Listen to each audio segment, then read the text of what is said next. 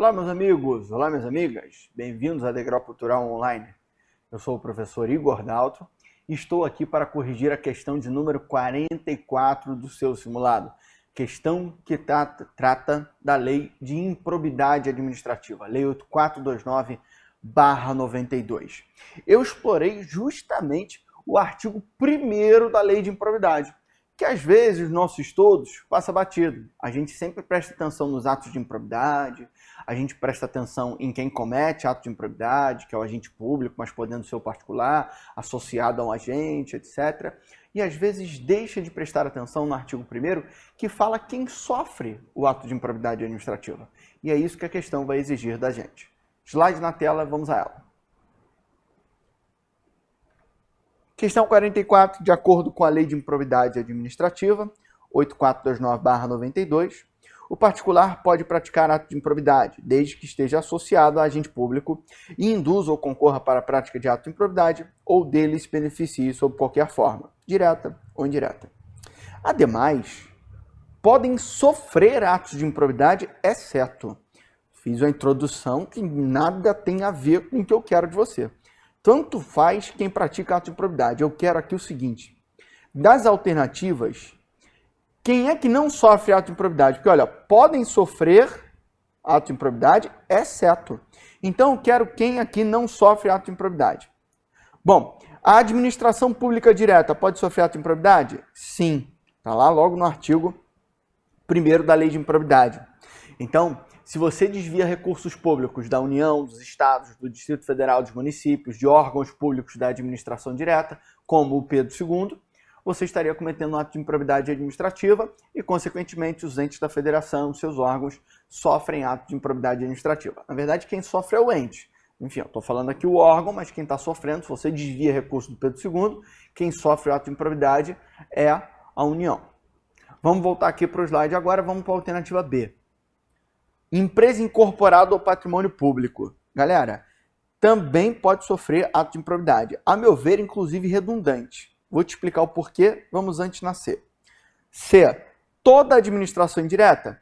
Tá certo também, pessoal. Eu botei o toda aí para te confundir, para testar a tua confiança. Galera, a administração direta e a administração indireta, toda ela são pessoas que podem sofrer atos de improbidade. Então, se você desvia recursos de uma autarquia, tipo o Banco Central, ou então se desvia recursos de uma agência reguladora ou do INSS, está cometendo ato de improbidade. Se você desvia recursos da Fiocruz, que é uma fundação pública, comete ato de improbidade. Se você desvia recursos dos Correios, do BNDES ou da Caixa Econômica, que são exemplos de empresas públicas, improbidade. Se você desvia recursos do Banco do Brasil ou da Petrobras, improbidade. Então, toda administração indireta pode sofrer ato de improbidade. Agora veja, por que eu pulei a alternativa B e o que tem a ver com a C? Porque quando uma empresa é incorporada ao patrimônio público, ela vai integrar a administração indireta. Então, na verdade, isso é uma expressão que está na lei, mas é chover no molhado. Por quê? Eu estou, na verdade, sendo redundante. Uma empresa incorporada ao patrimônio público, geralmente, ou ela vai fazer parte da administração indireta, como uma empresa pública ou sociedade de economia mista, ou então será, na verdade, absorvida por uma empresa pública já existente ou uma sociedade de economia mista já existente. Logo, é uma redundância, mas enfim, está na lei, a gente aceita. Professor, mas quem pode sofrer ato de improbidade? São mais duas figuras citadas na lei. Uma delas está no artigo 1º, a outra também, mas tem uma alternativazinha, né? uma nuance que está logo abaixo no parágrafo. Qual é a outra pessoa que pode sofrer ato de improbidade? Uma empresa que receba algum benefício de natureza fiscal ou creditícia do poder público. Então, veja, se o BNDES empresta dinheiro para a empresa do Joãozinho, e o Joãozinho já está acordado com alguém de dentro do BNDES, que esse dinheiro que ele emprestou vai entrar aqui 10 milhões, a gente vai dividir 5 para mim e 5 para o cara aqui do BNDES. Então, eu desviei recursos dessa empresa. Só que essa empresa, ela recebeu recursos, foi um benefício de natureza creditícia. Ela recebeu recursos do BNDES, então, nesse caso, é ato de improbidade. Mesma coisa, se eu tenho aqui uma empresa, né, o poder público, uma empresa. Essa empresa tem isenção de impostos e a gente desvia recursos dessa empresa, também vira ato de improbidade, porque ela recebe benefício de natureza fiscal.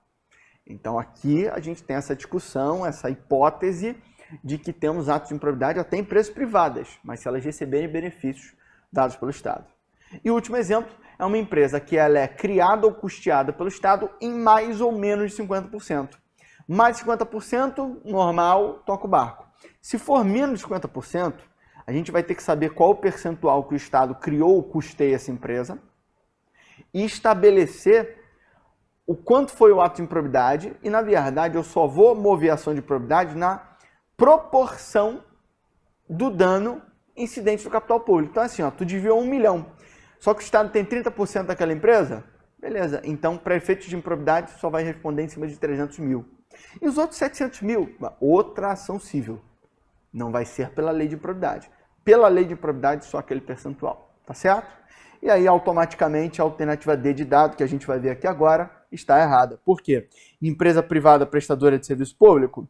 Não necessariamente. Até existe essa possibilidade de alguma maneira, se for uma empresa prestadora de serviço público, que tem algum benefício.